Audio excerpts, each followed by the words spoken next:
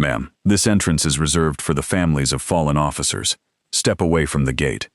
Alicia Monroe tightened both hands around the small walnut box resting against her coat. My husband was Officer David Monroe. The older policeman standing before her glanced at the faded navy coat covering her pregnant belly, then at the ordinary shoes darkened by the morning rain. Then you should know better than to make a scene. I am not making a scene, Alicia said quietly. I was invited to receive his medal. Behind the barricade, hundreds of people were already rising from their seats. A brass band began to play. The ceremony was starting. Alicia took one careful step toward the gate. The officer reached for her arm. The walnut box slipped from her hands, struck the pavement and opened. A silver police badge rolled through the rain.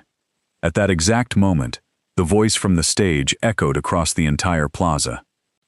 Please welcome Mrs. Alicia Monroe, widow of Officer David Monroe, who will accept the Medal of Valor on behalf of her husband. The officer's hand remained frozen around her sleeve, and for one terrible second, no one moved.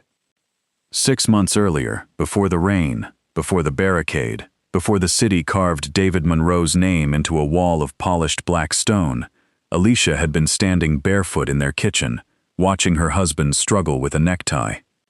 David always claimed a police uniform was easier to manage than formal clothing.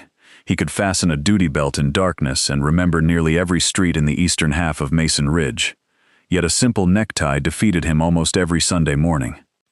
You are doing it wrong again, Alicia told him. David frowned at his reflection in the small mirror beside the refrigerator. I am developing a new style. It looks like the tie surrendered. That is the style. Alicia laughed and stepped closer. At the time, she did not yet know she was pregnant. She only knew she had been unusually tired, and that the smell of coffee had begun to turn her stomach. They had been married 6 years. They were not wealthy. The roof needed work, and the porch tilted slightly to the left, but the kitchen was warm, and there was always music on Saturday mornings. Alicia had been raised by her grandparents on the other side of town. From them, she learned that dignity was not something another person could give you. It was something you carried quietly, especially when the world tried to make you put it down. David became a police officer because he remembered how frightened his mother had been when trouble came to their neighborhood, and help always arrived too late. He never called himself a hero. When people thanked him for his service, he looked embarrassed and changed the subject. It is a job, he would say, a serious one. That means you should be humble enough to do it right. That morning he wore the crooked tie because he had been invited to speak at a breakfast honoring city employees. Alicia fixed the knot and brushed a piece of lint from his jacket. You will be late, she said. I am never late. You were late to our wedding rehearsal. That was different. You were the groom. I knew you would wait. She gave him a look that made him laugh. Then he placed one hand gently against her cheek. There was nothing unusual in the gesture, nothing to warn her that she would spend the rest of her life returning to it. I love you, Mrs. Monroe. I love you too. David kissed her forehead and left through the back door. At 9:43 that morning, a fire began in the laundry room of the Willow Creek Apartments. The building was old, with narrow halls and an alarm system that had failed inspection twice. Smoke filled the second floor before most residents understood what was happening. David was 3 blocks away when the call came through. By the time firefighters arrived, he had already entered the building. A woman outside was screaming that her grandchildren were still upstairs. The official report stated that David went in before the stairwell became impassable. He found a 9-year-old boy near the bathroom and carried him to a window where firefighters raised a ladder. Then he returned for the boy's younger sister. He found her beneath a bed. He wrapped the child in his jacket and brought her into the hallway. The ceiling above the stairs collapsed moments later. David shielded the girl with his body until firefighters reached them. The child survived. David did not. Alicia learned about the fire from the principal of her school, who found her standing between 2 shelves in the children's section with a book still open in her hands. There were people in the hallway. A police chaplain, Chief Margaret Sullivan. The principal was crying before anyone spoke. Alicia remembered looking at their faces and thinking they had come to the wrong person. Then Chief Sullivan said her name. Alicia. Not Mrs. Monroe. Not ma'am. Just Alicia. And the book fell from her hands. The weeks that followed became a collection of rooms Alicia did not remember entering. The funeral home, the front pew of New Hope Baptist Church, her own living room, filled with flowers whose sweetness made her ill. People brought food and folded chairs and whispered in corners. Some told her David was in a better place. Others said everything happened for a reason. Nothing anyone said could explain why his boots were still beside the back door. 3 days after the funeral, Alicia fainted in the kitchen. Her grandmother insisted she see a doctor. The physician smiled gently after examining her. "You are pregnant." Alicia stared at her without understanding. The doctor repeated the words. Almost 8 weeks. She had imagined telling David one day. She had imagined buying a small pair of shoes and setting them beside his breakfast plate. She had imagined his laughter and the way he would call his mother before she could remind him to keep it private. Instead, she sat alone in a medical office with one hand pressed against her mouth. The first sound she made was not quite a laugh and not quite a cry. Then, after a long silence, she whispered, "Can I hear the heartbeat?" It was still early, but the doctor adjusted the machine until a faint, rapid rhythm filled the small room. Alicia closed her eyes.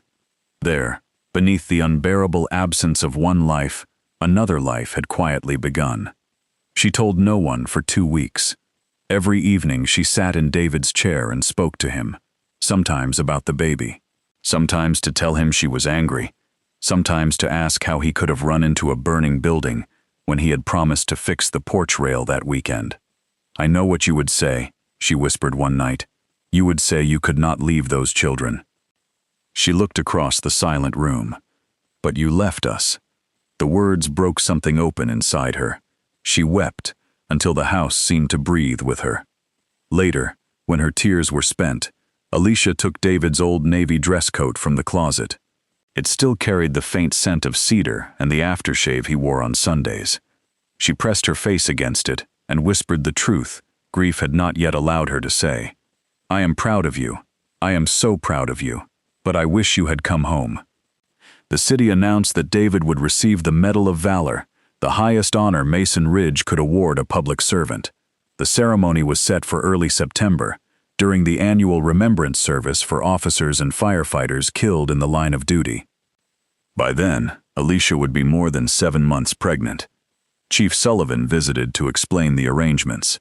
She had served in law enforcement for 32 years, a tall woman in her early 60s, silver hair cut neatly above her collar, with the calm posture of someone accustomed to being watched. David had respected her, though they had not always agreed. "He challenged me more than any officer in this department," she said. "He once sent me a 4-page memorandum about the placement of streetlights near the Jefferson housing complex." He believed darkness encouraged bad decisions. He was right. Chief Sullivan looked toward the framed photograph on the mantel. David in uniform, his smile almost too warm for the formal pose. "The department would like you to accept the medal." "I do not know what to say." "You do not have to say anything." Alicia studied her face. David would have said something. He usually did. For the first time since entering the house, Chief Sullivan smiled. Then the smile faded. "There is something else. The little girl he saved will be attending with her grandmother. They have asked to meet you, if you are comfortable." Alicia's fingers tightened around her cup.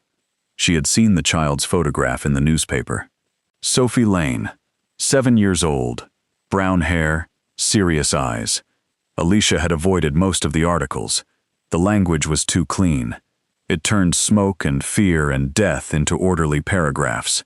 But she had kept Sophie's picture. "Yes," she said. "I would like to meet her." Before leaving, Chief Sullivan handed her a thick, cream-colored envelope, the invitation, a parking pass, a schedule, and the name of the family liaison assigned to her. Sergeant Denise Howard, who had worked with David during his first years in the department. "She will meet you at the west entrance. You will not have to manage anything alone." Alicia put the envelope in a drawer beside David's badge. The badge had been returned after the funeral. She kept it in a walnut box David's youngest brother had made by hand. Inside were three things: the badge, his wedding ring, and a letter he had written to the child he did not know existed. She had found it by accident while sorting his desk. The envelope said, "For my child, whenever that day comes." She could not bring herself to read it. She told herself she would open it when the baby was born. But on the night before the ceremony, sleep would not come. Rain tapped against the bedroom windows. The child inside her shifted beneath her ribs. Alicia sat on the edge of the bed and opened it. "Dear little one, I do not know your name yet. I do not know whether you will have your mother's eyes or my stubbornness. I hope you get more of her wisdom than my pride. There are things a father should tell his child, so I am writing them now, before life gets busy and I forget the words. You will meet people who decide who you are before they know you. Do not let their small understanding become your small life. Be kind, but do not confuse kindness with silence. Be brave, but remember that courage without wisdom can become foolishness. When you are wrong, admit it quickly. When someone else is wrong, leave room for them to become better. Protect those who have less power than you. And when the world makes you choose between looking important and doing what is right, choose what is right, every time. Your mother will teach you most of what matters. Listen to her. As for me, I promise to come home whenever I can, to tell you the truth even when it is hard, and to love you on every day God gives me. Your father, David." Alicia read the last promise again. "I promise to come home whenever I can." She pressed the page against her chest and cried without sound. Before dawn, she folded it carefully and returned it to the walnut box, beside his badge and his ring. By morning, the rain had grown heavier. The ceremony was set for 10 o'clock at Mason Ridge Memorial Plaza. Alicia planned to leave shortly after 8. But at 7:15, a sharp pain tightened across her lower back. She stood beside the counter and waited for it to pass. The doctor had warned her about early contractions. Most were harmless. When the second wave came 10 minutes later, Alicia called her grandmother. Lillian arrived in a rain bonnet, carrying a handbag large enough to hold half a pharmacy. "You are going to the hospital. Grandma, I have an appointment at 10. You have a baby who does not care about the mayor's schedule. It may be nothing. Then the hospital can tell us it is nothing." At 81, Lillian Brooks had lost none of the authority she once used in a classroom. Alicia knew resistance would only waste time. The examination showed she was not in labor, but the physician wanted to monitor the baby for an hour. Alicia lay on the narrow bed listening to her daughter's heartbeat while the clock moved toward 9. She called Sergeant Howard's number. No answer. She left a message saying she would be late. At 9:10, she tried again. Still nothing. Unknown to Alicia, Sergeant Howard had been called away at sunrise. Her elderly father had fallen at home, and she had rushed to the emergency room without realizing her replacement had never been notified. A staffing coordinator emailed the ceremony command center, but it went to an inbox no one was monitoring. The guest list at the west entrance showed Alicia's full legal name, Alicia Brooks Monroe. The printed sign on her reserved seat said, Alicia Monroe. Her parking pass sat on the kitchen table, forgotten in the rush. None of those mistakes should have mattered. Together, they became the small failures through which a larger failure entered. At 9:28, the doctor removed the monitor. "The baby looks healthy, but you need rest. No standing for long periods, and avoid unnecessary stress." Alicia almost laughed at the last instruction. Her grandmother drove toward the plaza, but traffic had been redirected for the ceremony. By 9:45, they were still 4 blocks away. "I can walk from here." "In this rain?" "It is not far." Lillian looked at her granddaughter's face and knew there would be no changing her mind. "Then take David's coat." It lay folded on the back seat. Alicia had brought it because she meant to carry it onto the stage, the coat David wore at their wedding, at church, on cold evenings when they walked through the neighborhood. She slipped it over her dress. The shoulders were too broad, and the sleeves swallowed part of her hands, but the familiar weight steadied her. She took the walnut box from her handbag and stepped into the rain, one hand supporting the underside of her belly, the other holding the box against her chest. She tried the north entrance first, but a volunteer told her the families of fallen officers were entering from the west side. By the time she reached the west gate, the clock above the courthouse read 9:57. Most guests had already taken their seats.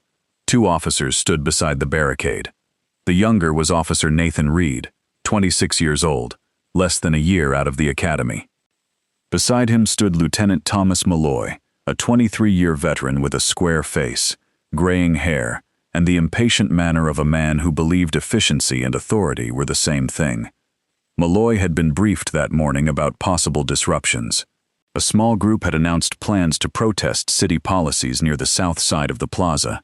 The protest was lawful and peaceful, but Captain Robert Vale, who supervised ceremony security, had warned the officers to keep uncredentialed individuals away from the family section.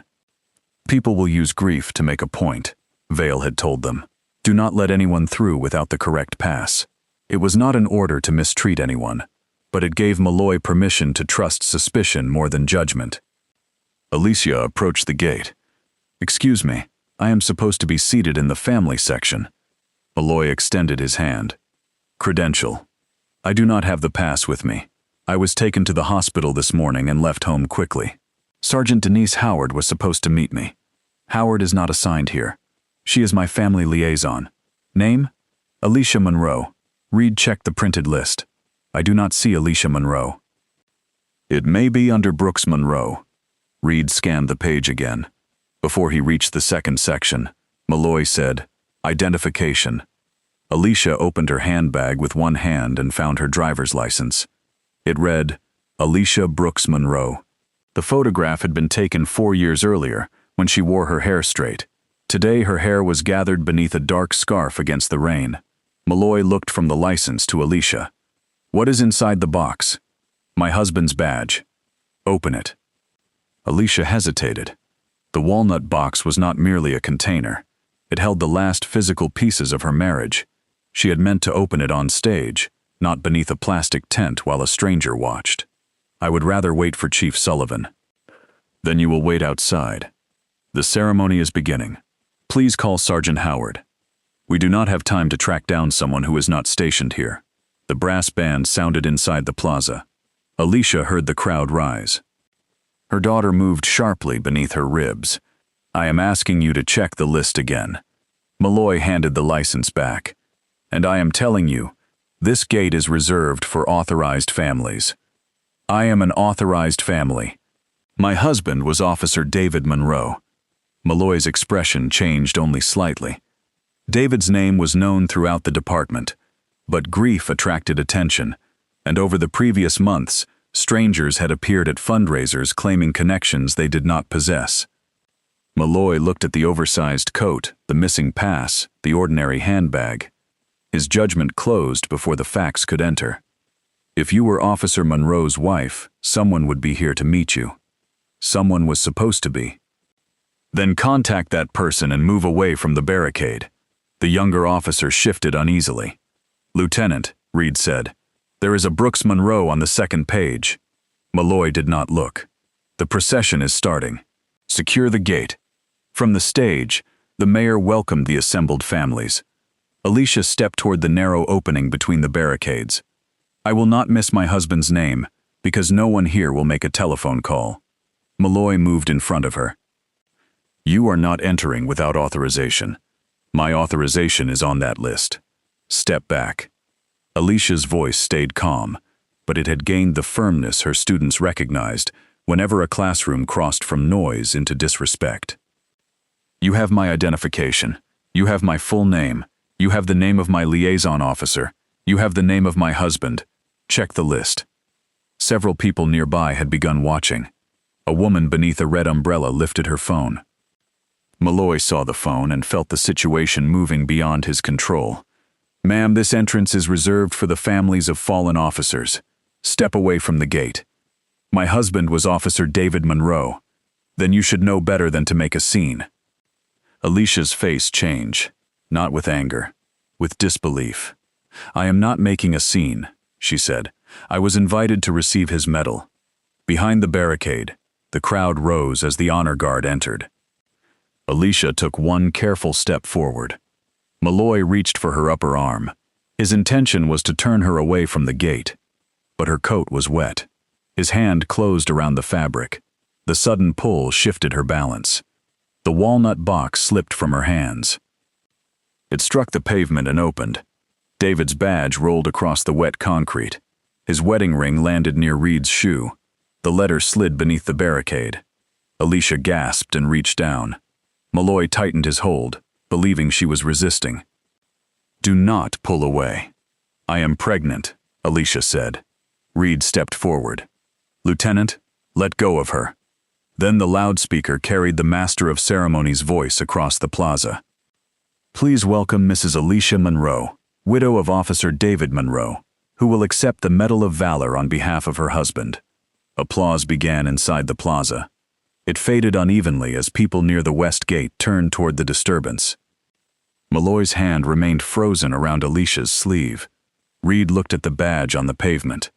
The number beneath the city seal was 4172. Every officer in Mason Ridge knew that number. It had been retired after David's death. Reed released the barricade and bent to pick it up. "Lieutenant," he whispered, "it is his." Alicia pulled her arm free. She lowered herself carefully. One hand braced against her knee and picked up David's ring. On stage, the mayor glanced toward Chief Sullivan. The chief had already heard her radio. "Disturbance at the West family entrance." Then another voice. "Possible identification of Mrs. Monroe." Chief Sullivan stepped away from the podium. She did not walk. She moved down the stage stairs fast enough that two aides had to follow. By the time she reached the gate, Alicia was standing beneath the plastic tent, holding the broken walnut box against her chest, rainwater running down her face. Malloy stood several feet away, pale and silent. Officer Reed held David's badge in both hands. Chief Sullivan stopped when she saw her. For a moment, rank and ceremony disappeared from her expression. "Alicia." The same way she had said it on the worst day of Alicia's life. "Chief." Chief Sullivan's eyes moved to the broken box, then to Malloy. "What happened?" Malloy opened his mouth. Alicia answered first. "They did not believe me." Malloy straightened. "Chief, she arrived without a credential. The name did not match the first page of the list, and she attempted to pass the barricade after being instructed to wait. Did she provide identification?" "Yes." "Did it match the name on the list?" "I did not see the second entry." "Because you did not look," Reed said quietly. Malloy's eyes flashed toward the younger officer. Chief Sullivan heard him. "So she provided identification, named her assigned liaison, named her husband, and appeared at the precise entrance designated for Officer Monroe's family. She did not have the proper pass." Chief Sullivan's voice became very still. "Lieutenant Malloy, remove yourself from this post." "Chief, now." Malloy stepped back. Chief Sullivan took David's badge from Reed and placed it carefully in Alicia's hand. "I am sorry." Alicia looked down at it. The city seal reflected the gray morning. Chief Sullivan removed her own formal overcoat and set it around Alicia's shoulders, covering the place where Malloy had gripped the wet fabric. "We can postpone your portion of the ceremony, or we can take you inside privately, whatever you choose." Alicia looked through the gate. Beyond the rows of chairs, David's photograph filled a large screen beside the stage. He was smiling. The little girl he had saved sat in the front row beside her grandmother holding a white rose. Hundreds of people were waiting. Alicia thought of the letter beneath the barricade. When someone else is wrong, leave room for them to become better. But David had written another sentence too. "Be kind, but do not confuse kindness with silence." "I will go inside," Alicia said. Officer Reed retrieved the letter from beneath the gate and handed it to her. "I am sorry, Mrs. Monroe." She looked at the young officer. His face held genuine shame. "You found my name on the list." "Yes, ma'am." "You should have trusted what you found." "Yes, ma'am." She placed the letter inside the damaged box and turned toward the gate. The walk to the stage took less than 2 minutes, but it seemed to pass through an entire lifetime. People stood as she entered the plaza. Some had witnessed what happened. Others only saw the chief walking beside a pregnant woman in 2 coats, carrying a broken wooden box. Lillian had reached the far side of the family section. When she saw Alicia, she covered her mouth with both hands. Alicia gave her grandmother a small nod. "I am all right." It was not entirely true, but it was enough. She climbed the stage steps slowly. Chief Sullivan leaned toward the master of ceremonies. Paused the program. Then she stepped to the podium. "Ladies and gentlemen, there has been an incident at the family entrance. Mrs. Monroe was delayed, despite providing information that should have allowed her immediate entry." Alicia turned toward her. This was not the carefully managed language of public ceremonies. Chief Sullivan was naming the failure before anyone could hide it behind procedure. "The matter will be reviewed, but this moment belongs to Officer David Monroe and to his family. We will not permit our mistake to diminish his sacrifice." She stepped aside. The mayor opened a velvet case. Inside rested a gold medal on a blue ribbon. Officer David Isaiah Monroe served the people of Mason Ridge for 12 years. On March 18th, he entered a burning residential building without regard for his own safety. His actions saved the lives of 2 children. For courage beyond the requirements of duty, the city of Mason Ridge awards him the Medal of Valor. He placed the medal in Alicia's hands. The applause was not loud at first. Then the firefighters stood. The police officers stood next. Teachers from Alicia's school rose from the back rows. Soon everyone was standing. Alicia looked down at the medal. For months, strangers had described David with words like courage and sacrifice and honor. All of them were true. None of them contained the man who burned pancakes every Saturday, sang old soul songs badly in the shower, and always left the porch light on until she came home. Alicia moved toward the microphone. She had not planned to speak. Chief Sullivan leaned closer. "You do not have to." "Yes," Alicia said. "I do." The plaza slowly quieted. She rested one hand on the podium and the other over the child beneath her heart. "My husband believed a uniform should never make a person feel larger than the people they serve." Her voice trembled once, then steadied. "He believed it should make them more careful, more patient, more willing to listen." A few rows from the front, Officer Reed lowered his head. David did not enter that building because he thought he was invincible.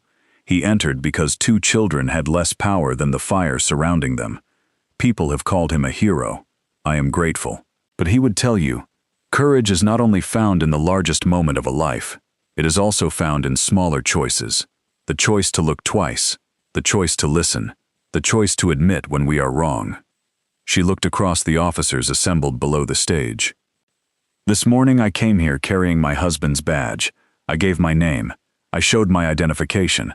I asked someone to check the list. I was still treated as though my word had no value. No one moved. I will not use this day to condemn an entire department. My husband served in it. Men and women from it carried his casket and sat in my living room when I could not bear the silence. But love for an institution cannot require silence about its failures. Real love demands the truth." The words traveled across the plaza with greater force than any shout. "Authority should make us more responsible, not less. Grief should make us more compassionate, not more suspicious. And no person should have to prove their humanity before they are treated with dignity." Alicia stepped away from the microphone. For several seconds, the plaza remained silent. Then Sophie Lane rose from her chair and walked toward the stage carrying the white rose. Her grandmother started to follow, but Chief Sullivan motioned that the child could continue. Sophie climbed the steps. Alicia knelt as far as her pregnancy allowed. The girl held out the flower. "Your husband saved me."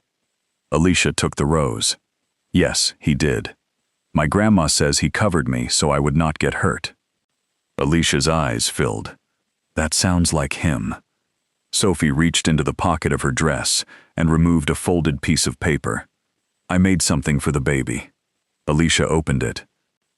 The drawing showed a tall man in a blue uniform standing beside a woman holding a baby.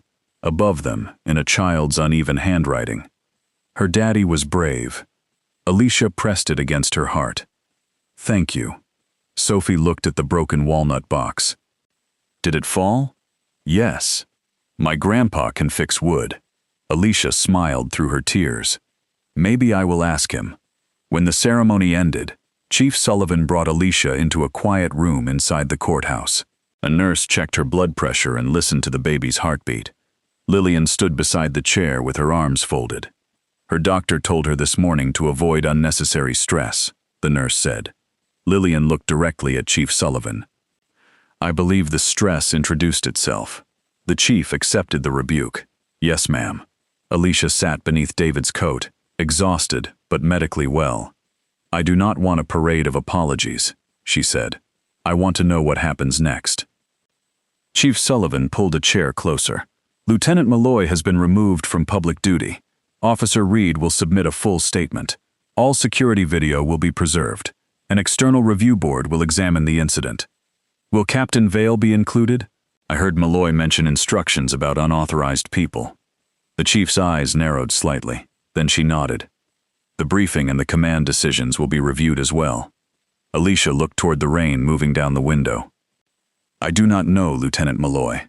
I do not know what kind of officer he has been for 23 years. I only know who he was for 3 minutes. Chief Sullivan waited.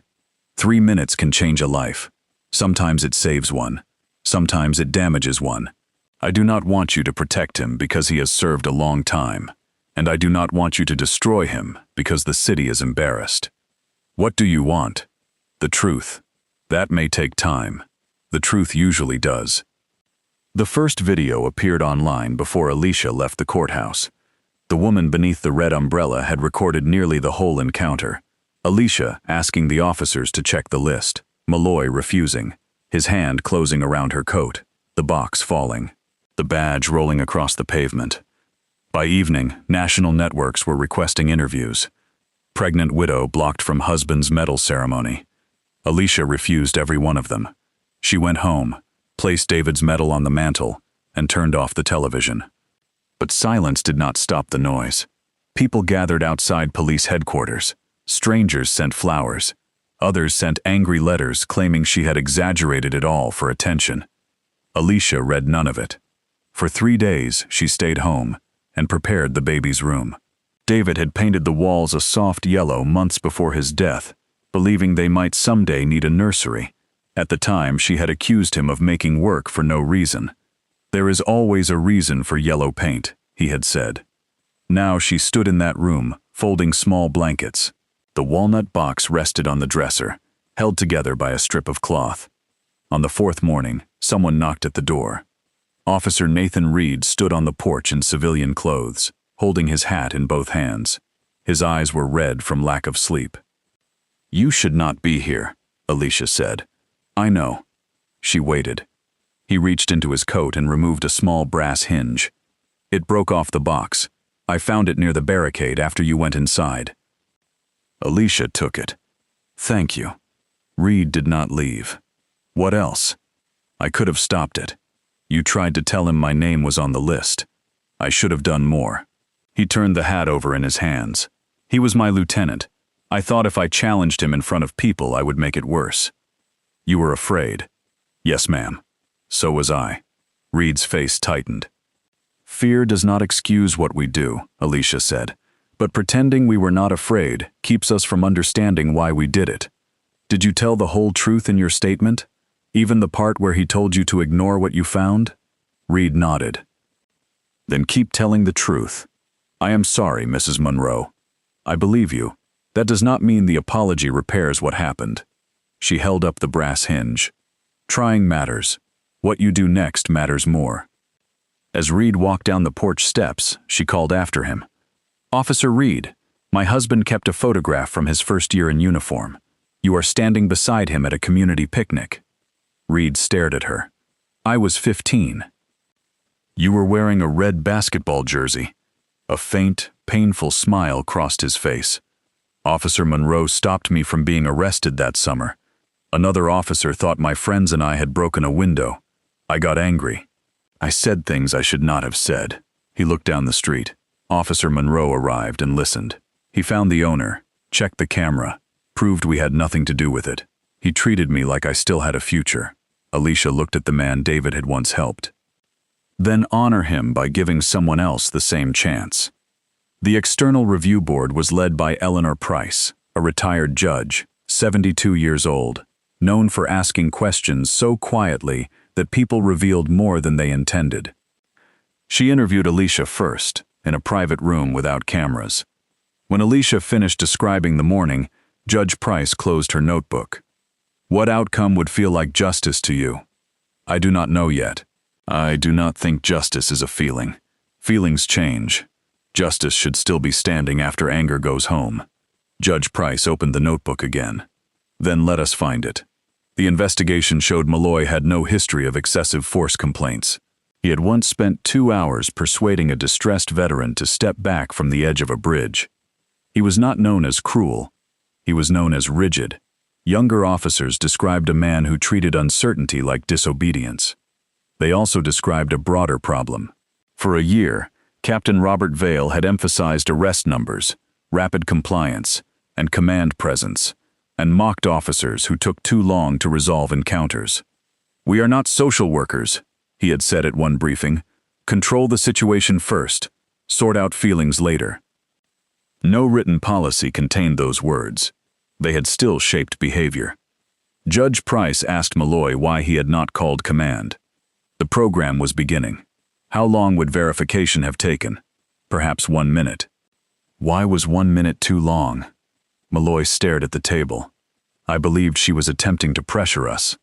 What evidence supported that belief? She had no pass. She had identification. The surname appeared differently. It appeared exactly as printed on her license. Malloy said nothing.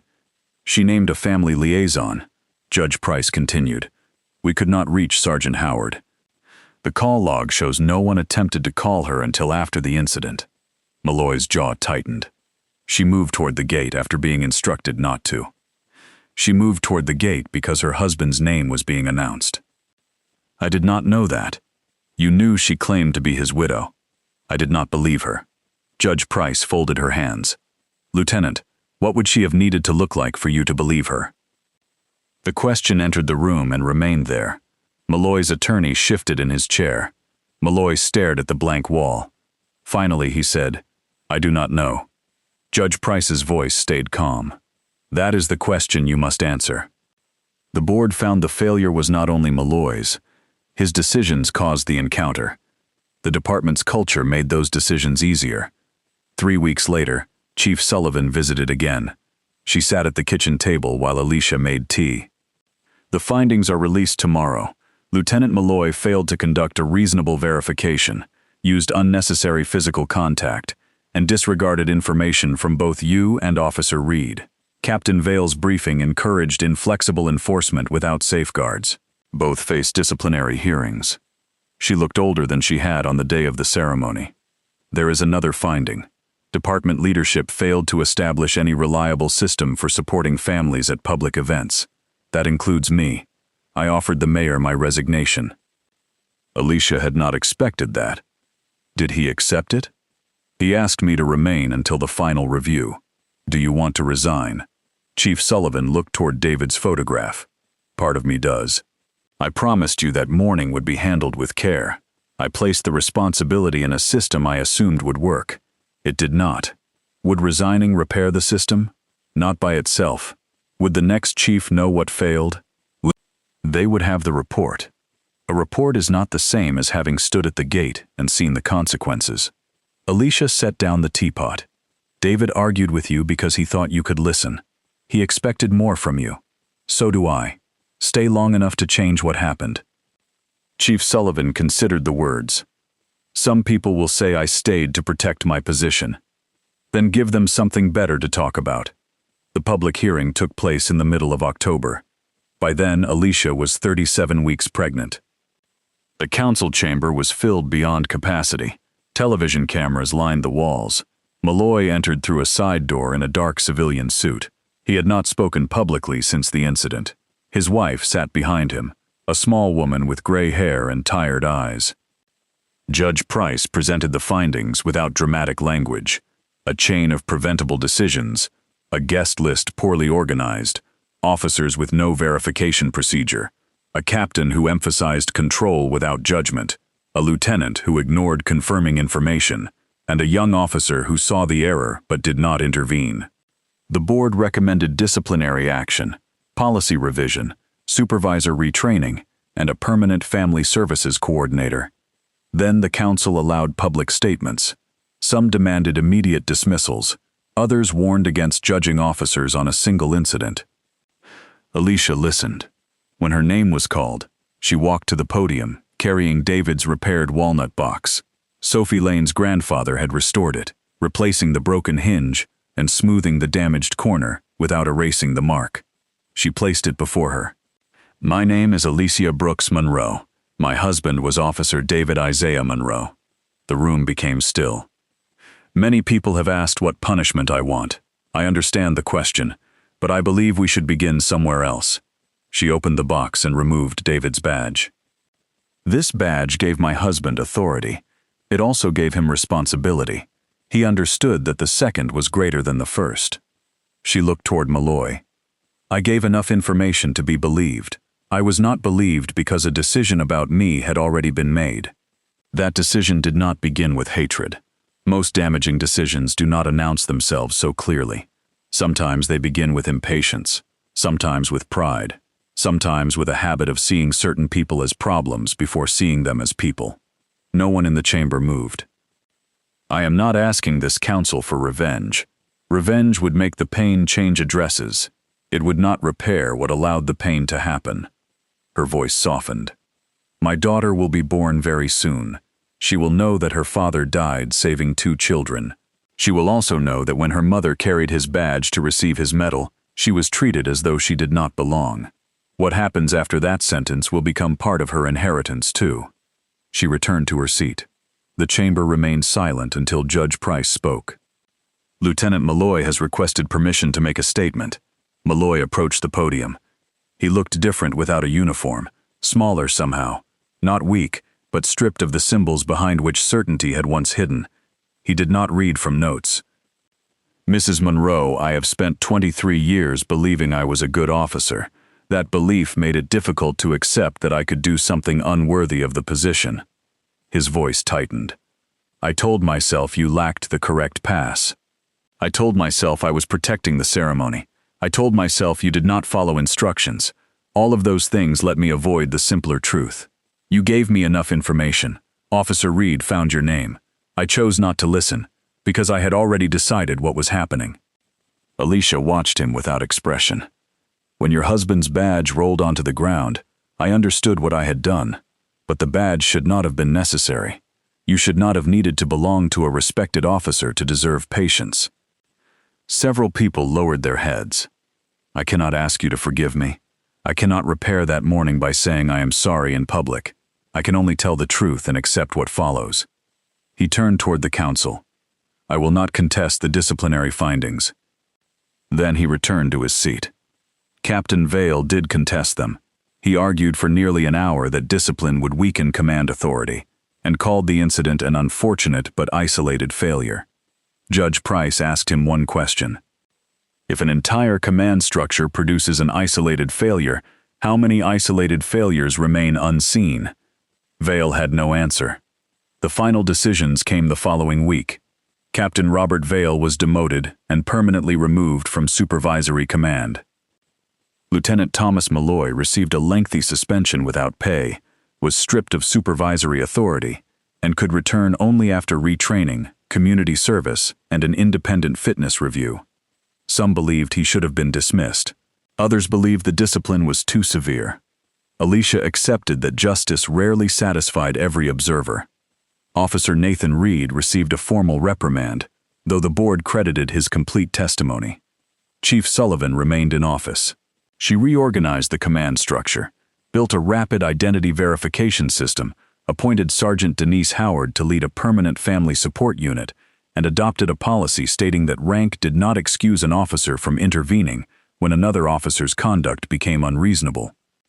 The most controversial change was a new training program for supervisors. Chief Sullivan asked permission to name it after David. Alicia refused at first. "I do not want his name used to make the department look better." "Neither do I." "Then what would it teach?" "Listening under pressure, ethical intervention, bias in rapid decisions. Will the officers hear what happened at the gate? The real version, not a polished one. Yes.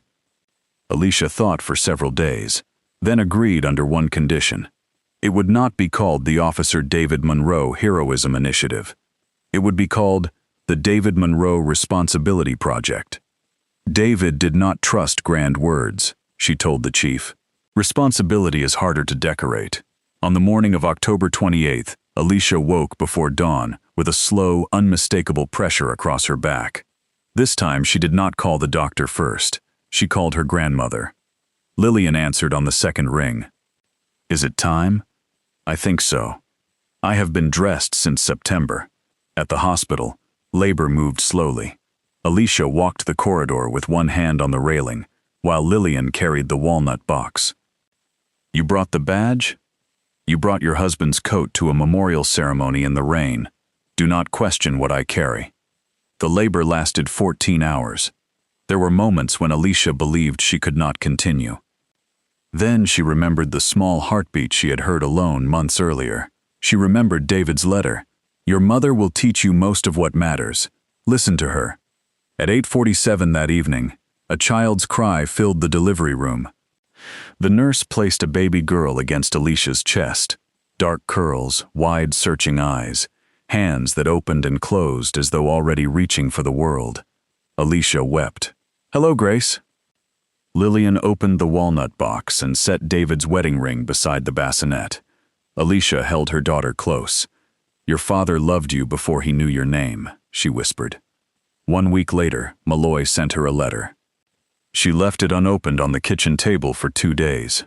When she finally read it, it contained no request for forgiveness. Malloy described his first weeks of community service at a neighborhood legal clinic, greeting visitors and helping them fill out intake forms. On his 3rd day, an elderly man had arrived without identification, speaking slowly, confused when asked for his address. Malloy wrote, My first instinct was to treat the missing information as the man's failure. Then I remembered the gate. I sat down and listened. We learned he had been living in his car after losing his apartment. He needed help replacing his documents so he could apply for housing. That conversation took 40 minutes. Before September, I would have considered those 40 minutes inefficient. Now I understand they may have been the most useful minutes of my career. Alicia folded the letter and placed it beside David's. She did not write back.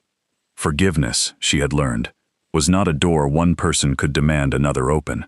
It was a road whose distance could not be measured by the person who caused the wound. But she kept the letter. In January, Alicia brought Grace to New Hope Baptist Church for her dedication. Sophie Lane sat in the front pew with her grandmother. Malloy did not attend. He had not been invited, and he understood that his work of becoming better did not require Alicia to witness it. After the service, Sophie leaned over the baby. Do you think Officer David can see her? Alicia looked toward the stained glass windows. Winter sunlight colored the floor in patches of blue and gold. I think love sees farther than we understand. Sophie touched one of Grace's tiny fingers. Grace closed her hand around it. For the first time, Sophie smiled without the shadow of the fire in her eyes. The David Monroe Responsibility Project began its first training session in March, 1 year after David's death. 30 supervisors sat in a plain classroom at police headquarters. No banners, no ceremonial photographs. The first image on the screen was the west gate of Memorial Plaza. Alicia arrived carrying Grace in a front carrier. Thomas Malloy sat in the last row. His suspension had ended, but he had not yet decided whether to return to duty. He wore no uniform. Alicia began without introducing herself. How long does it take to decide what kind of person is standing before you? No one answered. The officer at that gate decided in less than 30 seconds. Malloy did not look away. She played the video and stopped it when the badge rolled across the pavement. This is the moment everyone remembers. But the real failure happened before the badge appeared. That badge proved I was connected to someone your department honored. My humanity should have been enough. No one shifted in their chairs. After the session, Malloy waited near the doorway. Alicia approached with grace. Thank you for allowing me to attend. It is department training. You did not need my permission.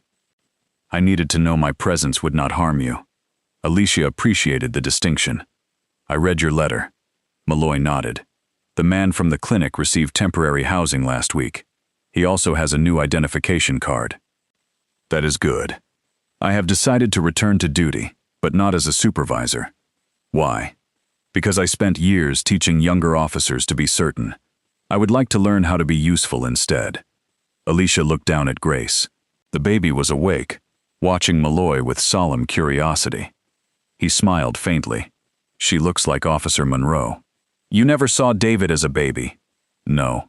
But she has his expression when someone is talking too much. Alicia almost laughed. The sound surprised them both. Malloy's smile faded into something more respectful. I am sorry, Mrs. Monroe. I know. It was not forgiveness, but it was no longer only anger. 1 year after the memorial ceremony, the city gathered again at the plaza. While the morning was clear, no rain fell. The family entrance had changed. A trained liaison stood beside the officers. Guest names were available electronically and in print. A sign reminded staff that missing credentials required assistance, not automatic exclusion. Officer Reed was assigned to the west gate. When Alicia approached, he smiled. Good morning, Mrs. Monroe. Good morning, Officer Reed. He looked at the baby in her arms. And who is this? This is Grace David Monroe. Reed's smile widened. Welcome, Miss Monroe. He opened the gate. There was no applause. No camera captured it. No one beyond the entrance noticed. That was precisely what made it meaningful. A system had worked quietly where it had once failed publicly. Alicia walked toward the memorial wall. David's name had been engraved between 2 firefighters who died years earlier. She placed one hand against the letters. Grace rested in her other arm and reached toward the polished stone, touching her father's name. Alicia opened the walnut box. Inside were David's badge, his wedding ring, and both letters. His letter to the child he never met, and Malloy's letter describing 40 minutes spent listening to a homeless man. Alicia had once believed the box held only what death had left behind. Now she understood. It also held evidence of what people chose to carry forward. Chief Sullivan approached in dress uniform. This is my last remembrance ceremony as chief. I retire at the end of the year. Who replaces you? Deputy Chief Denise Howard, if the council confirms her. Alicia smiled. David would approve. He would send her a 4-page memorandum before her first day. 6 pages. Chief Sullivan laughed. The sound drifted across the plaza.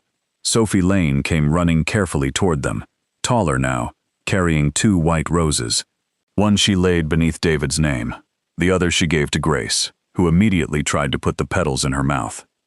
Sophie laughed. For a moment, Alicia saw the life David had protected, not as a symbol, as a child growing taller, laughing in sunlight. The ceremony began. Names were read. Bells sounded. Families bowed their heads.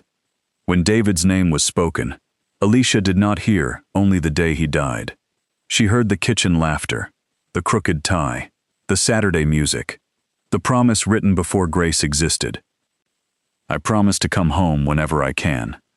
David had not come home in the way she once begged him to, but he was present in the courage of the children he saved, in the young officer who learned to speak when silence was easier, in the chief who stayed to repair what leadership had neglected, in the older officer who discovered that patience was not weakness, and in the daughter who carried his name.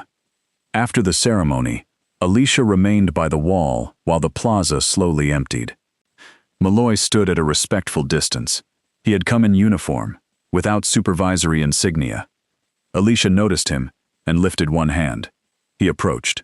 Mrs. Monroe, Lieutenant. Just Officer Malloy now. How does that feel? More honest. Grace studied him with the frank attention of a child who had not yet learned to look away. Malloy glanced toward David's name. I wish I had known him better. He would have challenged you. I believe he already has. He reached into his pocket, then stopped before coming closer. I brought something for her. He held out a small wooden object, a miniature gate, carefully carved, with one side standing open. Alicia looked at him. My wife made it, he explained. She said a closed gate should not be the only thing Grace inherits from that morning. Alicia turned the carving over in her hand. A single sentence had been engraved on the bottom. May every door open with wisdom. She traced the words with her thumb. Thank your wife for me. I will. Malloy remained where he was, waiting to be dismissed and not asking to be forgiven. That, more than the carving, was what Alicia had come to recognize. I forgive you, she said. His eyes filled, but he did not look away. She continued before he could speak. Forgiveness does not mean that mourning was acceptable. It does not remove the consequences. I understand. It means I will not carry you as an enemy into every room I enter. Malloy's voice was barely above a whisper. Thank you. Do something worthy of it. I will try. Alicia shook her head. Do not promise me you will try. Promise yourself you will pay attention. Malloy nodded. I will pay attention. She placed the wooden gate inside the walnut box. Then she extended her hand. Malloy stared at it for half a second before taking it gently. They released hands. Grace made a soft sound against her mother's shoulder. Malloy stepped back. There were no reporters nearby. No crowd witnessed the forgiveness. Like the opened gate, it happened quietly. The strongest changes often did. Alicia walked with her daughter toward the plaza exit. The sun had risen above the courthouse, warming the black memorial stone and turning the library windows gold. At the west gate, Officer Reed was helping an elderly woman find her family's seating section.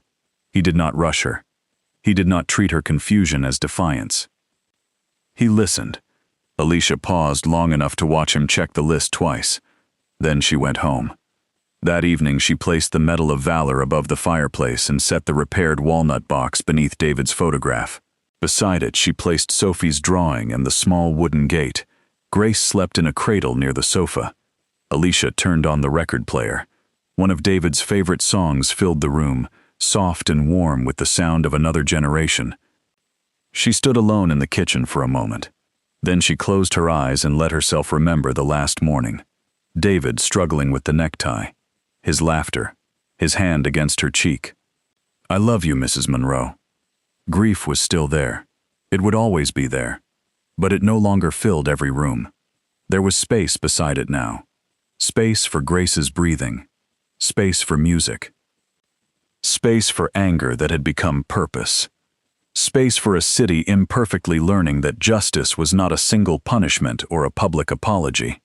Justice was the difficult work of changing what would happen to the next person. Alicia opened her eyes. Through the kitchen window, the porch light shone into the darkness. David had always left it on until she came home. For months after his death, she had kept it burning every night, though she could not explain why. That evening, she stepped onto the porch and looked down the quiet street. Then she understood. The light was not asking the past to return. It was helping the living find their way forward. Alicia went back inside. She left the porch light on.